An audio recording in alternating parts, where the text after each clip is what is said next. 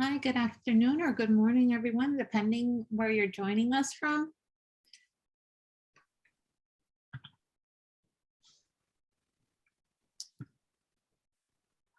Next slide, please. Welcome to today's webinar, Peer Support Approaches for Healthcare Providers, Innovation, Engagement, and Connection to Enhance Wellness. This is the third in our webinar series, session 3, Peer Support Skills and Competencies. Next slide, please. This webinar is sponsored by the Northeastern Caribbean Mental Health Technology Transfer Center, or MHTTC.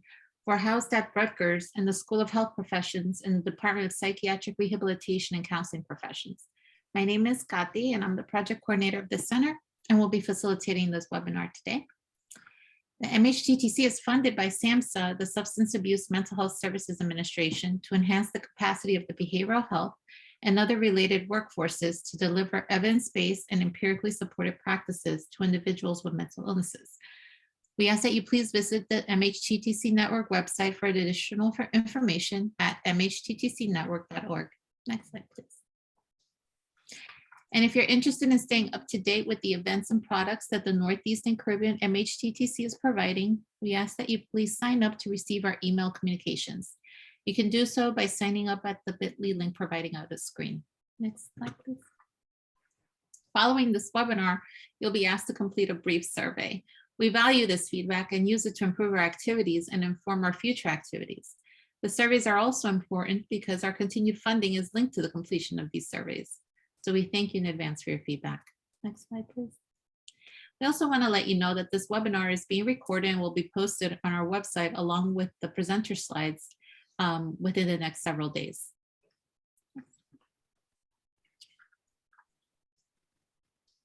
This presentation was prepared for the Northeastern Caribbean Mental Health Technology Transfer Center under a cooperative agreement from the Substance Abuse and Mental Health Services Administration, or SAMHSA.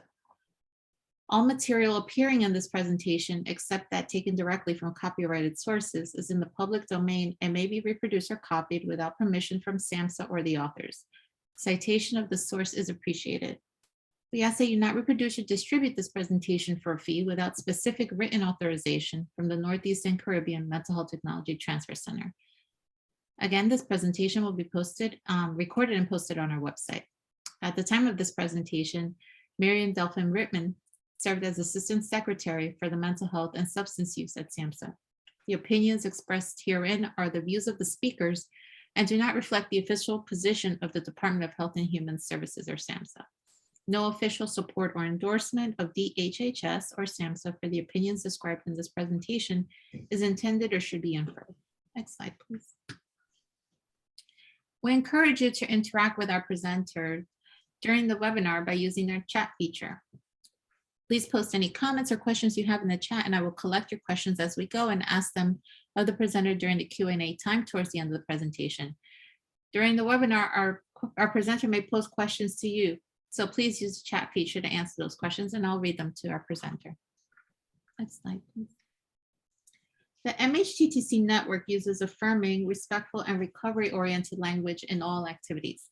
This includes language that is strength-based and hopeful, language that is inclusive and accepting of diverse cultures, genders, perspectives, and experiences, healing-centered and trauma-responsive, language that invites individuals to participate in their own journeys, language that is person-first and free of labels, language that is non-judgmental and avoids assumptions, and language that is respectful, clear, and understandable, and consistent with their actions, policies, and products. Next slide. Let's begin our webinar. We have Dr. Peggy Swarbrick with us today. Dr. Swarbrick has worked for over 35 years in a variety of healthcare settings, designing and evaluating innovative peer-delivered models and training programs that promote wellness and resilience. She has created an 8-dimensional wellness model adopted by behavioral healthcare agencies and state authorities across the country. In addition, she has developed the wellness coaching model and a wellness self-care program for a variety of populations, including health professionals. Dr. Swarbrick has published extensively on a wide range of topics, including health disparities, the wellness model, and health promotion approaches. We want to welcome everyone, and I will turn it over to our presenter, Dr. Swartz. Well, thank you, Cuddy, and thank you everyone for joining us today. In this series, this is the third part of the series that we've been focusing on peer support approaches for healthcare providers.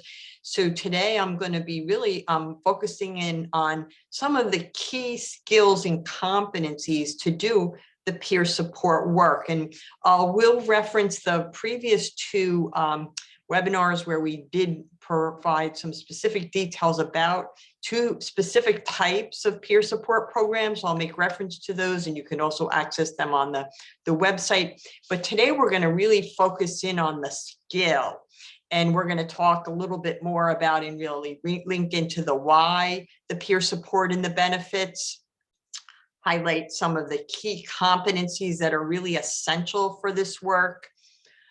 Something we call the peer support flow, the encounter of doing peer support, what happens in interactions, and it really a flow that works well, that we've seen really helps people using this approach, and really then hone in on how this model is a strength-based approach. We're going to then move into a little bit more around the communication skills, which are a key piece, and talk a little bit about some of these, the blocks. And then next time we'll go into some deeper, and I'll talk at the end with those things. So today we're going to really lay that land out. And most important, as I go through, what I want to highlight is whether whatever role you have now, or whatever your experience is with peer support, you might be doing peer support already, you might be thinking about it, you could be at all different phases of thinking about peer support, doing it. Just be thinking about all the competencies that I'm going to be talking about, the strategies, and think about how it either can inform your work in the future, particularly the immediate future. I'm going to just really highlight things you can do even right now, regardless of whether you have a formal or an informal program. So to get that started, one of the things I'd like to hear in the chat really quickly is what you hope to learn in that next hour. Like, what do you want to get out of this next hour time together? I have the outline together, but really want to hear in the chat really quickly what you hope to get out. And again, especially how it fits into your work. If you're already a peer support worker, what you would like to learn. If you're thinking about peer support, what could we, and Patty's going to help me see what people are, what you want, so I can really make sure I can tailor this best to your needs. So in the chat, what do you hope to learn during the next hour related to the peer support skills and competencies, and anything about how this fits into your work. So if you can put into the chat now, just really good to meet everybody and see what you'd hope to get out of this next hour, thinking about the different peer support, some of the pieces that I've highlighted here. So Kadi, is there any, we have a couple things in the chat there, I see.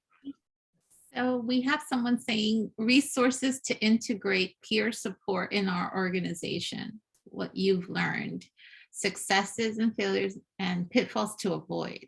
Thank you for sharing. Successes, pitfalls, the other was the and successes and failures and pitfalls to avoid. Okay, great. Things to keep in mind.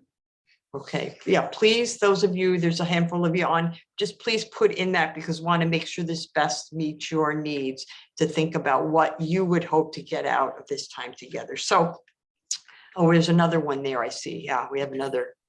So what skills do supervisors need to provide direction and support to peer support staff?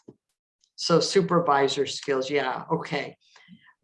Yeah, definitely. So the program definitely, the mentoring, okay, I'll highlight a lot of that. And again, that will be part of even the next time too. I'll be going into a lot more of the supervision piece in the next one, but I'll definitely be highlighting a little bit that today. So please, others that are here, please let us know, because we really want to know. So why the peer support? Why peer support, and why the benefits?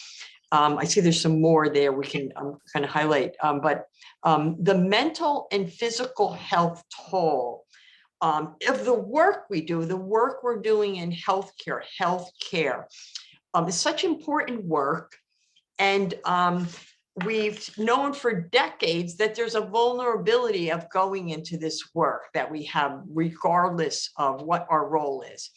But we've known now with what's happened in the last year and a half, 2 years close to now, there's been this mental and physical health toll on the workforce that's really elevated this understanding of the value of peer support. So really thinking about the stress, the anxieties, the demands, a lot of the challenges that have been in the healthcare arena, just because of just so many different things that have happened. We've seen this term burnout. You used to hear about it a lot. I used to remember hearing a lot of it. There's burnout in the field. I mean, it was interesting because I didn't feel it a lot in my life. And then it's different ebbs and flows in my career, but it's rampant right now in healthcare professionals and just really physicians, nurses, behavioral healthcare providers. There's a lot of data that's been accumulating, and there's actually lots of really important work on this. I've given some reference at the end that really has shown it has such an impact on the worker, the family, our community and population. It really has had a major toll on the workforce. Really one of the reasons why the 2 programs that we talked about in the last 2 sessions really was why we developed it. So the burnout, what happens with burnout? There's this exhaustion, you feel tired, you feel like you have nothing left to give. We give in the work, we're givers in healthcare. We don't experience the pleasure in our work. I know so many, myself, the pleasure I always get from my work, and I continue to, there's been ebbs and flows. You don't feel that as much. And there's a whole host of physiological systems that we see a lot of the GI often. People see that where it hits the gut, like really punch in the gut you feel sometimes, but there's that sense, but it can happen in all body systems can be impacted. And that's really the physical health toll that we want to be paying attention to. The other big symptom of, many more symptoms, but these are some of the highlights, is the depersonalization. You just start to going through those motions. Often there becomes a cynicism or some negative view of things that are going on because you're disconnected there in that detachment. And our sense of accomplishment is often that the work doesn't seem worthwhile, doesn't seem like it ever gets done.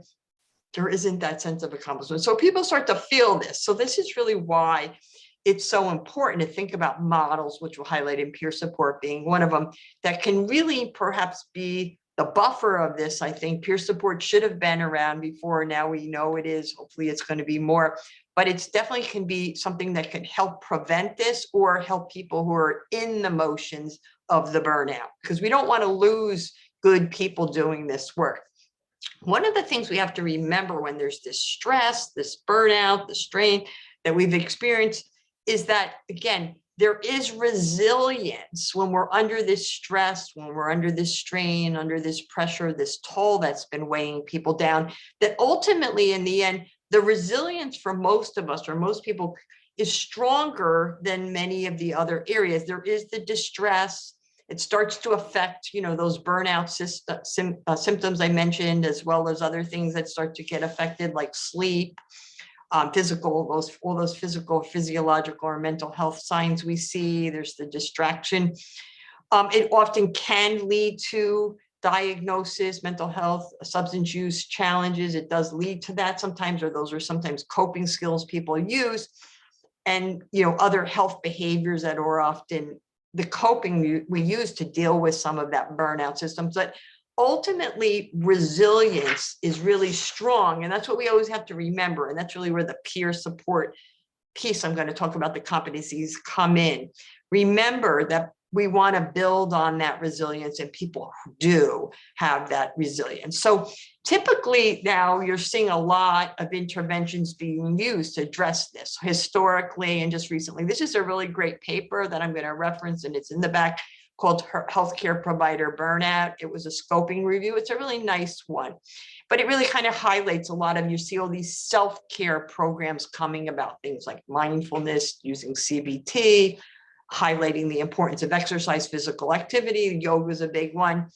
And again, there's also those individual self-care programs that many of you may have participated in, or you might be doing them, as well as there's a whole host of work looking at system level factors to ensure a positive workforce, ensure a favorable work conditions to improve the workflow, the work experience for the workforce. So these interventions. So in the work on this, again, there's always the focus on the resilience that we want to always keep in mind why we have peer support, why I think peer support. You can go to these workshops. Sometimes there's communication skills things, and sometimes in terms of the workforce environment things, there's understanding the value of team approach, teamwork, debriefing, proper sessions that can be provided to staff, stress management training. These are the whole host of types of interventions or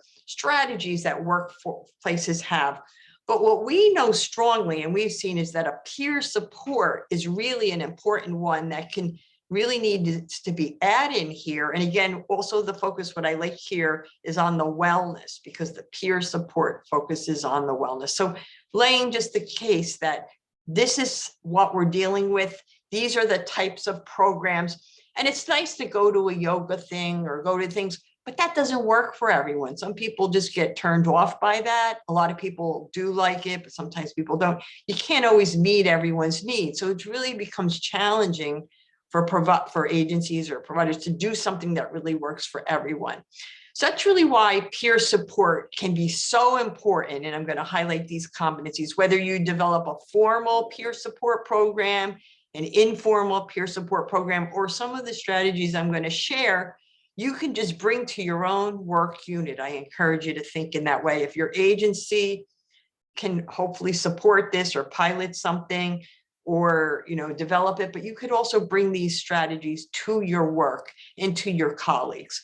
We talked last time in terms of the peer support that we did. We talked about the colleagues involved in reaching colleagues through listening empathy, the circle groups. This was a form of peer support that we presented on back in November. And we talked about offering, again, it was more of like an intervention, but it was a very strong peer support intervention where peers, physicians and scientists got together over the course of 6 months. They met twice a month, either through a text asynchronous approach, or they met through Zoom together, and they had discussion prompts focused on health and wellness and work-life balance topics. And they met together and talked and provide peer support from that to get one another. And we've had really good feedback on this program, and it's continuing, and we actually have some good outcomes even on the benefits that it's impacted. So that's just one form of peer support. The other one that really aligns with what we're talking about today, the peer support skills, is the peer support. We trained physicians and scientists on one-to-one care, colleagues aligning to respond with empathy, and they provided peer support. They're available. It's more informal peer support. They're not paid. They're trained to help their colleagues, and they were taught many of the principles I'm going to talk today and next week. But it became a model that could really be available to help provide that peer support to someone who might look like they're in that burnout stage, or the person's in the burnout stage, can reach out to the person. These are two examples of models, the circle groups or the peer support, providing the peer supporters trained and providing the peer support to one another. And that these were two different models. And again, if you're thinking about how do I talk to my administrators about this, or my supervisor about this program, just share this information, share some of the papers around this. And you can reach out to us to get some of the technical support around how do I start a program. But again, what is peer support? What is the peer support that we did offer in and train peer supporters? So the peer supporter, as we know, provides that connection, provides that hope, provides that skill, that listening ear. And it's a really, really important reciprocal way of connecting with people. And it's can be really transformative and healing. And it really provides this connection through as a peer support, as you're trained and you're mentored and supported to provide peer support to someone else, you can really help connect from the heart, correct from the mind, correct from the heart. You're really there to provide a heart to heart, colleagues aligning with empathy, as our program was called. You have a similar experience. You're in the same role. You may have the same vulnerabilities. You're there to provide that listening ear to someone else. And it really, really can be very powerful.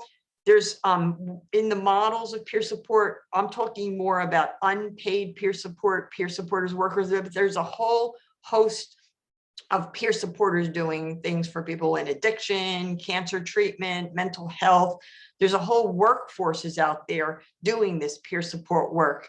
And they really are using a lot of the competencies I'm talking about for today, where this might be in a more of an informal or program, but it's really because you're there because of the shared lived experience.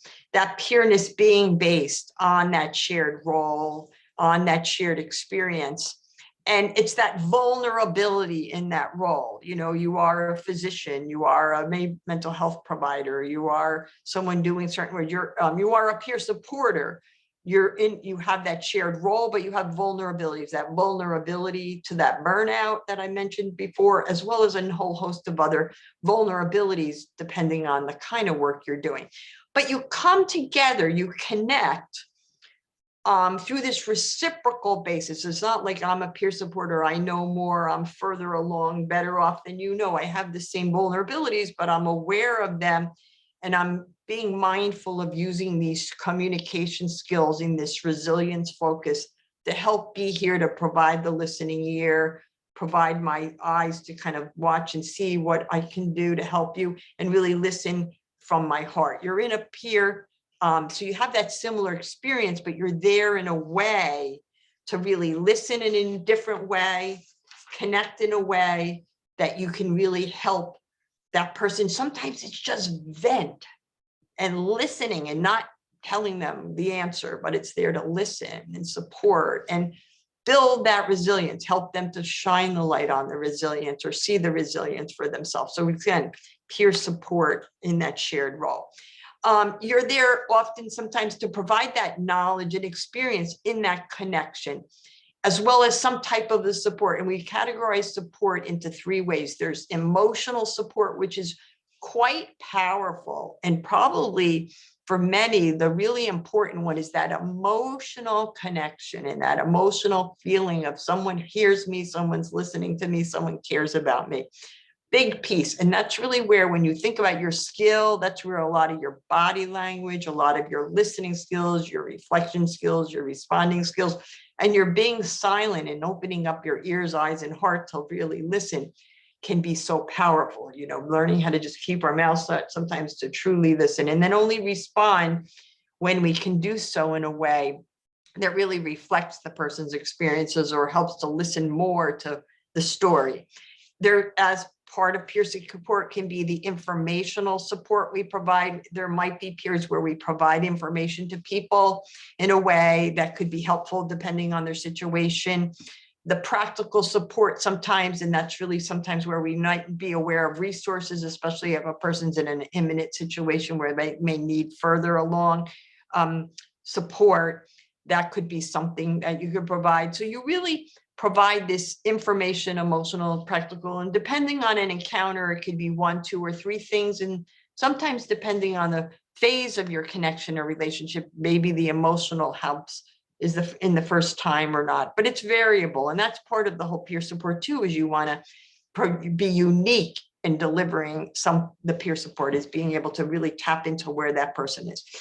And the context of it, in most of these models that I'm highlighting today, it can be just on the spot, being there, noticing and sharing, going up to someone, opening the invitation to the dialogue, or you could be known in our circle, in our one-to-one care program. It was known who the peer supporters are, so people can know how to reach out to them. So if you're someone thinking about starting this kind of program, you want to know who the peer supporters are, train them. That's part of, they learn, they get trained, they get mentored, and then letting other people know that they're available to be able to schedule that. I wanted to highlight the types of support again, the way that emotional piece, which is that that piece that really can help people feel valued, a really, really important piece, that emotional support piece. And that's something that we learn and refine and develop over time. So you don't just go to a training and get trained in peer support. You learn some of these basic skills, but mentoring, getting supervision and support in some way is so essential to make this work effectively. So if you're thinking about starting a program or you're doing the peer support, you as a peer supporter need to do your own debriefing or have your opportunity to get that support, whether it's through your, what we did in the one program is we had regular check-ins where people could check in. We had check-in times and people dropped in and we did a little bit of a check-in on how things were going, debriefed some of their situations so they could hear from each other what was happening. And then we got feedback on like skill refreshers that people felt they wanted a little more help. Yeah, I really have to remember about those blocks. I have a lot of those blocks. So we refresh the blocks, or we would have a focus on just different topics around self-care and resources. So there's the emotionals, there's the practical support. Again, that's also really the piece too. In the debriefing that we did was we started to arm the peer supporters with more knowledge of resources around the informational peer support that they can provide or that's available, as well as the practical way to connect, because the piece that's different in the support, what might be different, say, from case management type work versus peer support, is it's not doing for the person, it's empowering, and either side by side or with, or it's empowering that person. There might be a chat that came up. I'm not sure if that might be related to something I said, Kathy, that I could answer that question if that. Or it was a Yeah. comment that there has to also be a basis of trust. Yes. That trust, actually, see, yeah, there is the trust in that emotional, and that's going to come part of the flow. You as the peer supporter have to gain that person's trust, and there's a way to do that, because you're not going to be able to provide that emotional support unless you have that trust. And there's ways to build that trust that you can do. And we find it can happen quite quickly, but you as the peer supporter have to really be mindful of your how you're approaching someone, how you're engaging, how you're supporting. That can really be helpful. Thank you so much. And please feel free, comments or questions as we go along, because I want to make sure this is most useful to you in your work. So the competencies. So, you're doing this peer, we know what the peer support is by definition. We know it can be delivered in different kind of contexts. There's these 3 types of peer support that can be happening in a counter or over the course, but there's just the competencies. What do I need to be competent in to do the peer support? And what you're going to see from this list and from this things is, again, it's all good things healthcare providers get trained in, probably regardless. I teach, I've taught psych rehab students, I've taught occupational therapy students over the decades, and many of these are skills we teach the students. Good communication skills, good strength focus. So you're going to notice there might be skills you already know if you're in the if you're in occupational therapy or any of the therapies, or if you're in psych rehab or social work or things. These might be things you're already doing. But again, what you do as a competency, the key one is engage in that support. So you have to initiate that contact, or the person reaches out to you. And, give them, again, you're going to see in the flow, you got to orient them. I'm here for X, Y, Z. Define what your role is as a peer supporter and convey to them, I'm here to listen to you and support you and not judge you. That's a big piece you're going to see. Initiating that, and then really listen careful attention to what they're saying. And again, you want to get to that emotional support. What's the emotion being communicated? And one of the things that I see, again, when someone want to hear about pitfalls, is when, especially when we do the training or I do some mentoring of people or peer supporters often think they'll let the person talk for a few minutes and then, or maybe even a minute or two or three. And then they feel like they have to just give this answer, give this answer, give this answer. And it's like, no, stop. Listen more, listen more. So it's just really trying to stop that knee-jerk reaction that I want to now interrogate the person more with questions or get to the root problem of this situation that they're talking about. So you have to really learn how to keep your mouth your lips, closed there, and keep your hands clasped or something. I know myself, I clasp my hands, shut up, Eggy, don't say anything, listen with your ears. That's going to really help you to engage. And then demonstrating that acceptance and genuine respect, being aware of your body language and your response, and having your responses that you do give, minimal responses or reflective responses that really show that genuine acceptance and respect, especially when they're talking about very difficult situations, like validating what they're saying something that demonstrates you are really hearing what they're saying and you're connecting with the experience and the feeling that they had. So really the competencies of engaging the person in this supportive relationship, so important in this. And it happens again through that engagement. And this gives you just a simple flow of it. It's that engagement, going back to, initiating and listening with careful attention, listening, spending time to respond in a mindful way that shows you've listened to the content and the feeling and perhaps the meaning of this all. It takes a long time before you can really understand the meaning of this situation that someone might be conveying to you, but understanding those feelings, understanding the meaning. And then a lot of times it's just exploring and not it's open-ended questions, using those really, really communication skills that you learned probably in 101 courses that you took to be an effective healthcare provider. So really going back to those communication skills that you did and thinking about again, and then I'm going to highlight a little later as we go, the blocks. That's the biggest thing that gets in people's ways too. And that's why when we do the training and we do the mentoring, we really focus on the blocks. We all have blocks, and I'll do a thing towards the end. I would like to hear what you, as we get closer to the end, I'd like to do a little blocks exercises just to see where you are with your peer support skills and your blocks, but become aware of the blocks and know we all have them. It's acknowledging them and then starting to be more mindful and attentive to that's the time where we close our mouth or we listen, open our ears up a little bit more, but knowing what our default blocks are. And as I show you the blocks later, the challenge of the blocks is so many of the blocks relate to the value of you being a peer supporter, because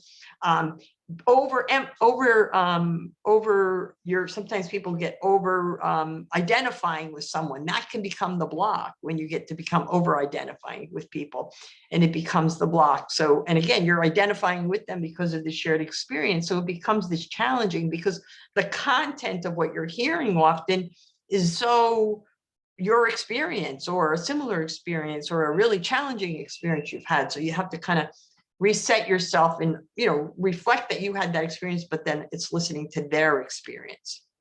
And again, with the communication, it's like listen deep, that deep, deep, deep listening, which is so powerful. And that's what we hear from so many people is really the benefit, that someone really listened deeply with me. So if you can master that skill, it's going to be a wonderful skill to have, and to then be able to, support other colleagues with that. It's listening. I love this one, with your eyes, your ears, and your heart. I think that is really deep listening can be done. And we all have, we can see or we can hear, or we can connect on that heart to heart lesson. And if you can be thinking about that in your interactions, that you're really trying to listen at all those levels, it's going to really help you deepen your connection with the person and try to it will really perhaps be the way to be able to truly understand what's going on, and then help that person to navigate through what they need to do, or what they maybe don't need to do. Maybe it's just a way for them to have someone to talk to get this out. And that in of itself helps a lot of people. And this is just another one, seeing with the what you really do when you do that is you learn how to see with the eyes of another, listen with the ears of another, and feeling with the heart of another. And then that deep listening really helps convey that empathy, which so many people say is important, because one of the things that people do say, because you saw earlier in the burnout slide, is the aloneness that the isolation that people have. And that empathy really gives that healing message to people, or helps create that healing that I talked about earlier, and helps many people know that they're not alone. So that's the first one of the competencies I wanted to highlight. Again, we're going to go through some of these here and then a little bit more next week, trying to break it down. Sharing experience is another important competency. And this is definitely one that I do a lot of help with people to understand what are the experiences we share, what do we don't share, how do we share it. There's art to this practice of sharing. Learning how to relate your own experiences with permission, or with the right timing to help with that connection, and perhaps sometimes normalize. But it's not like going there to tell your story, but it's finding the ways that you can tell snippets of your experiences that really helps the person know that you have been there or you've experienced something similar, and really helps with a strong connection. Often and this is where some people, especially in healthcare providers, historically, it's gotten a little different. What are our ongoing efforts to it? And that's something that we're all working on. And those of us working on ongoing efforts for our own self-care, sharing those if you're comfortable. But that's something too, where the mentoring and supervision will come in when you're doing peer support, is to get that support around what is to share. Or I always think about it that if the Band-Aid's still on and the wound is not totally healed from myself on something or on a situation, it's just not the time. And you learn how to know what are the things to share or not. And that evolves for people over time. So it's learning how and recognizing when and where to share. I see there might be another question or comment, Kadi. I didn't know if you want to stop before I move to the next slide. It was my comment. I was asking the participants to please feel free to share their comments and questions. Okay, great. Thank you. Feel free to comment if there's anything I'm saying that you want me to stop a little bit, because I have so much. This peer support is so important. This work, it's just so much to share in this short amount of time. So hopefully this is a good primer. And if you want more, I can share, and maybe there's other things we can get you to learn to, go to further training. So, really, again, the pitfalls, the things people asked about, what really, when you are a peer supporter, what I've seen really people be great peer supporters, and I've seen people, it's just probably not the best match for them at that time. Not saying ever, but when people are just trying to just do this analysis and start doing the judging and starting to get into this fact finding from the situation, that's doesn't work for people. It shuts people down, it turns people off, and then it puts you in this expert mode, and it doesn't help the person build on the resilience that we know that they have, that we saw earlier on. You want to share things that really, again, when you're sharing, this is part of that art of practice, is that you express that empathy, but not taking away the focus. So it's learning that art of that. And again, that's the biggest thing that we find for everyone, is to try to avoid fixing the problem for people. So just being able to try to think, I'm going to solve this problem as a competency. You're not there to solve, you're there to listen, let the person connect with the person, express, and then perhaps help them to start to figure out their next step, or their not even next step. That sometimes it's the serenity statement. It's helping people to understand and internalize the serenity statement. I can control certain things. There's certain things out of my control, and I have to learn the best to know the difference, and have that wisdom. So again, some of the pieces here.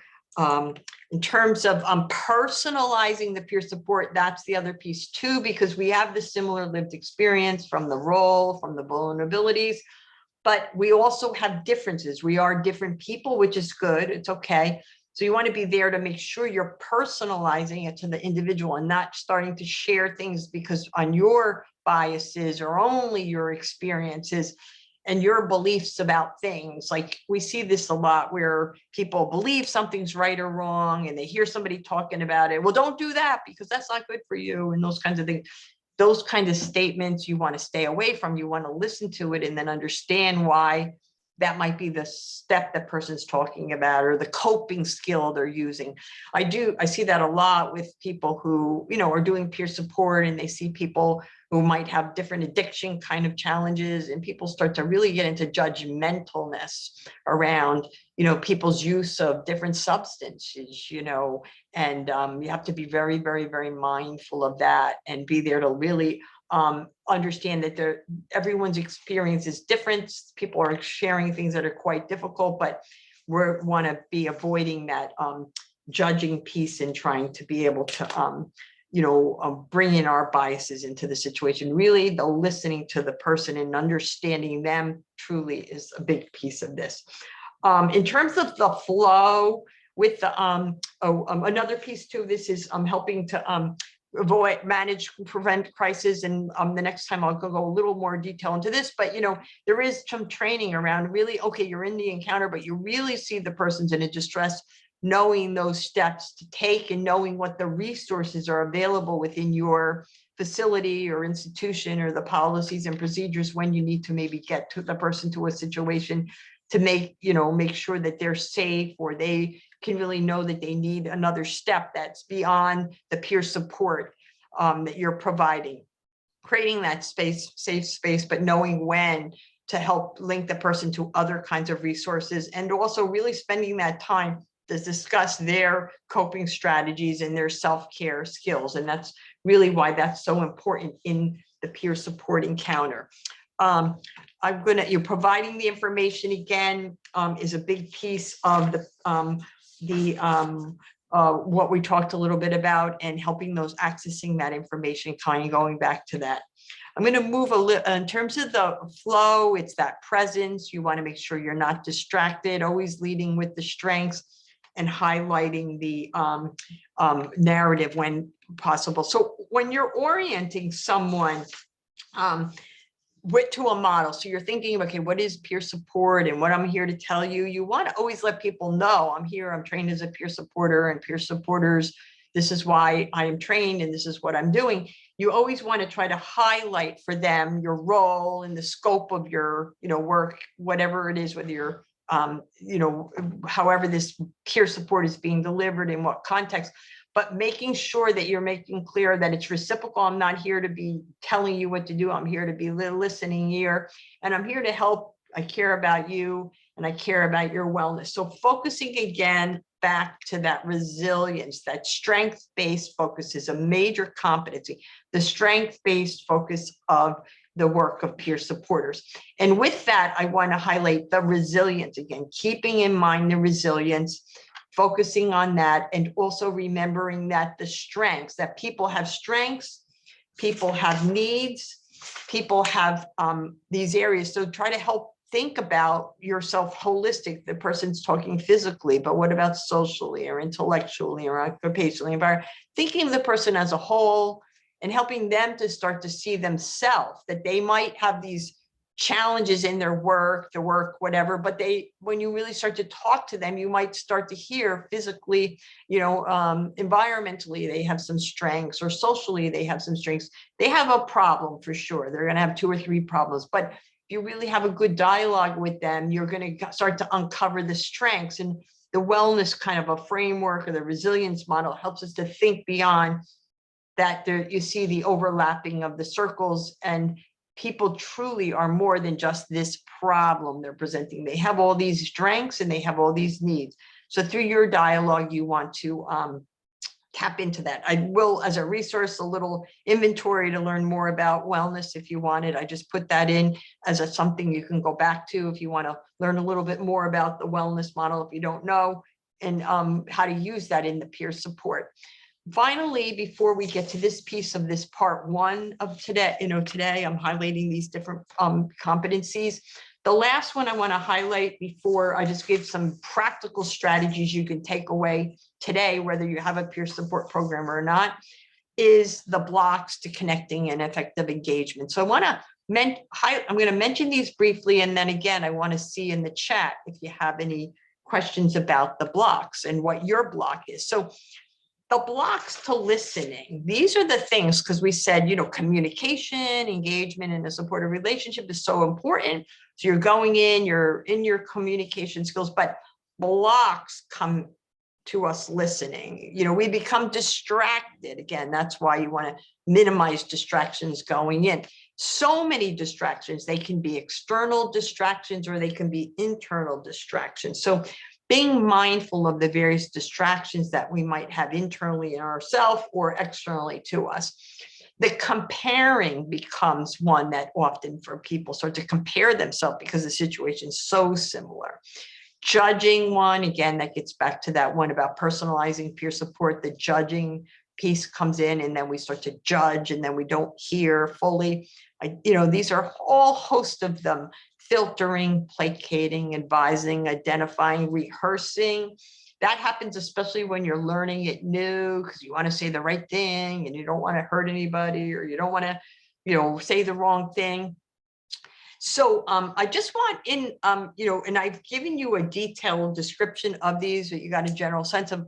I'd like to see in the chat, what is the block that you find that you would say, for example, you're going to have a training on peer support for yourself. What would be the block you would like to get the most help with? What would be the block that might get in the way of you doing peer support? So if you can post in the chat, just take a look at it. We'll take a look at which blocks the folks here, we have, there's a handful of you here, probably about 14 people here. What's your blocks? Want to just hear what block you may have that might get in the way. So yeah, we have a couple here.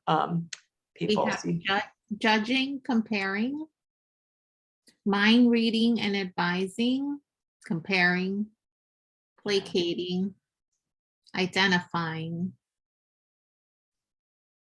So we have a lot of different kinds of blocks that people are aware with that you do have. And thank you for putting that in there because you just recognizing is it the first step.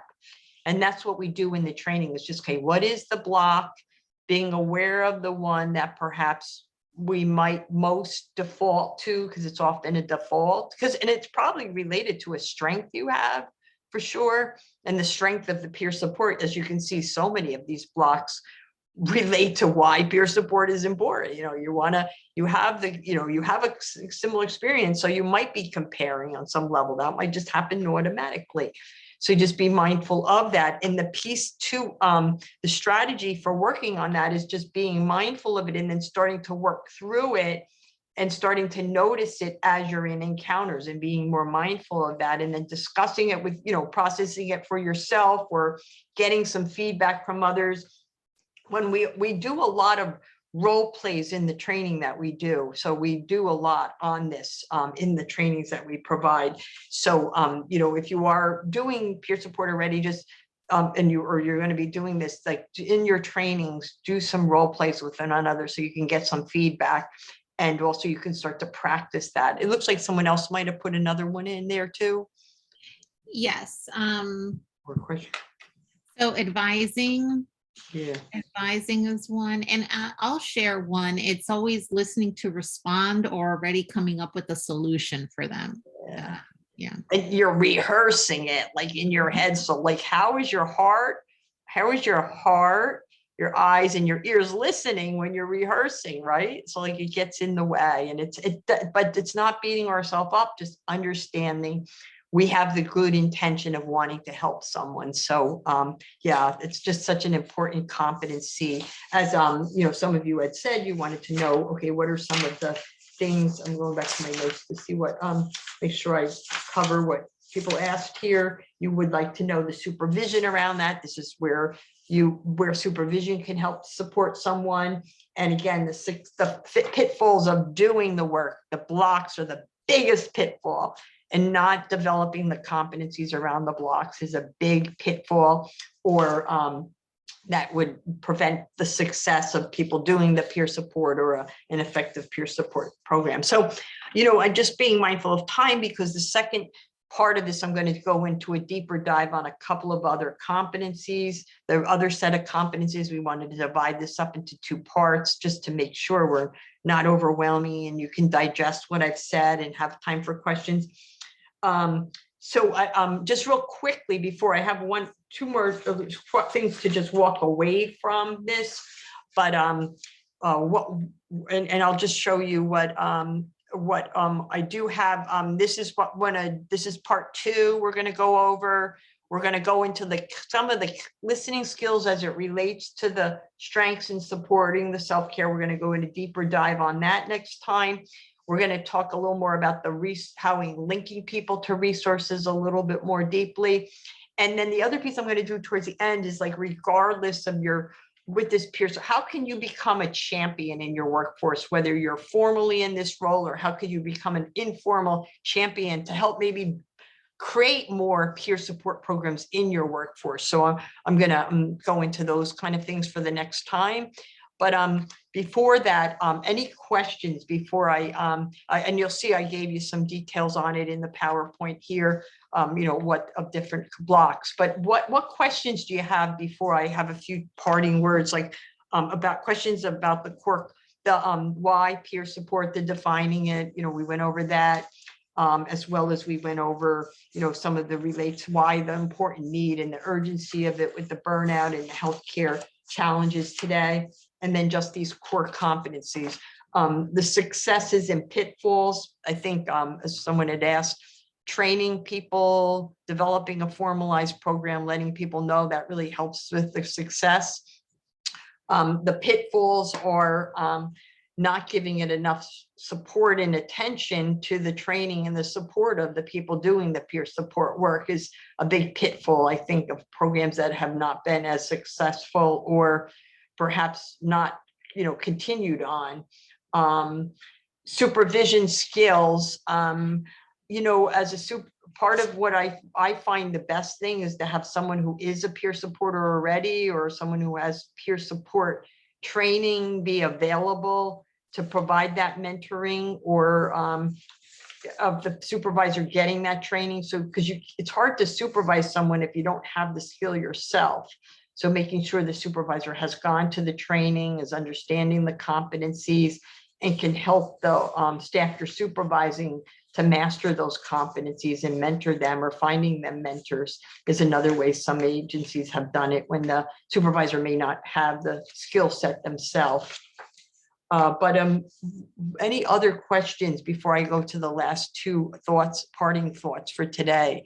Perhaps we could either, if you have a specific question, unmute you, or we could post the question in the chat that I can share, by today, and then, next week and especially even if something you want further covered in the session next week. At this moment, I don't see any other questions, but I'm sure maybe you might come up. Well, the other thing that I can say, and regardless of what you do in peer support, we've gone over, you probably could hone in on these skills, focus today, just in the next week, what you can do to connect, because connection is it, whether you're doing peer support already or you think, just connect with two coworkers and just see how they're doing. How are you doing? That's a good way to start if you're doing that. And again, either those coworkers or another coworker, one of the things that we can do in the workplace as a peer supporter is, just telling our coworkers we're thankful for them. I think that's going to help create a culture of peer support in the workforce using some of these competencies. Or for some people, it's just, perhaps sending the motivational text to a coworker or a family member even too. That's just something to think about. So those are just some parting thoughts about how you can take some of these skills in here from what we talked about today. And, hopefully, there is peer support that we want, you're going to continue, and I gave you some resources here. Definitely, we have the questions. I definitely will want to see if there's any kind of other feedback or I do see there's some Q&A. Yes. How can, Mhm. how, So we have a question in the Q&A pod. How can you identify another person's resiliency? so it's a lot of times it's listening to what they're saying. And sometimes we find like resiliency is, the person's explaining something that's so challenging. And then it just hearing the strength that they had to deal with that situation and understanding that they've been enduring this. It's like reflecting back to them the strength that they've had of dealing with that, as well as perhaps give, the resiliency of them even reaching out and talking about it is a resiliency. So it's just being able to hone in on those, what might seem small, but they're really powerful things people are saying, or pieces of the story they're sharing are powerful messages of the resiliency people have. So I think that is, it just really listening and reflecting it to the person and sharing back and validating them is a way. And again, when we really open our ears, hearts, and our eyes to listening deeply, the resiliency starts to shine strong, and you see it overweighs the other risk factors or the potential for people developing more severe illnesses, but that's a great, great question.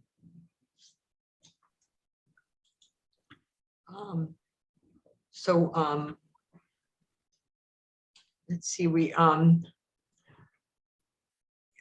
see any, but okay, yeah, we have different people, any other things, yeah. Please, share anything that else for the next time, but the next time, as I said, we'll be going over the further competencies around the listening, further competencies around the linkages, how to do the linkages, working on the linkages, and further strategies on becoming that champion in your workplace, because it will be contagious if you can become that champion there on your team and your program. And hopefully you're, the agency you're in is supportive of this or wants to start to expand this program. So it can, and again, I think regardless, we need to just have peer support programs for the healthcare workforce, and it needs to become an essential piece of this strategy. As I saw, you saw the paper, the scoping review that I referenced in the beginning. We need to really show that the peer supporter program needs to be there, not just now post-COVID, we're not even post-COVID, but during this period, for ongoing. And and what I kind of see, which is so interesting with this, it's the lemons and the lemonades, is I think that the idea of the peer support, which was always this fringe kind of thing, we are just getting ready to show where peer support can shine a light on really helping the quality of life of so many people in this work, in our workforce, this longstanding problem with burnout. So there's some new niches, I think, in our field for people who want to do peer supporter work to try to really help keep a really strong, vibrant workforce and use these core skills that we all as healthcare providers, many of them, are trained to begin with. But again, but we really want to thank everybody for your time today and being part of this series. Again, the two previous series gave the two examples of the programs, the circle groups and the one-to-one care. So you can access those if you want to make reference to those specific programs. And we'll hopefully see you next week to go into a deeper dive on the peer support competencies part 2. And want to just thank everybody for your interest in peer support and the good work of, whether you're doing it already or you want to continue to strengthen it in your work. We definitely want to thank you for that and looking forward to next time. Thank you so much, Dr. Swarbrick. As Dr. Swarbrick mentioned, we will host our part 2 of the skills and competency next week at the same time. I will send out registration links for that series. Also, I just wanted to mention that in the chat box, I did share the link, and I'll share it again, the links to the evaluation survey. So if you could please take a moment and complete it. It's short, and this is how we get our feedback. want to thank everyone for attending today, for actively participating. And of course, I want to thank Dr. Swarbrick for providing us with this webinar today. We hope that you have a wonderful rest of your day, and we'll see you next week. Bye-bye.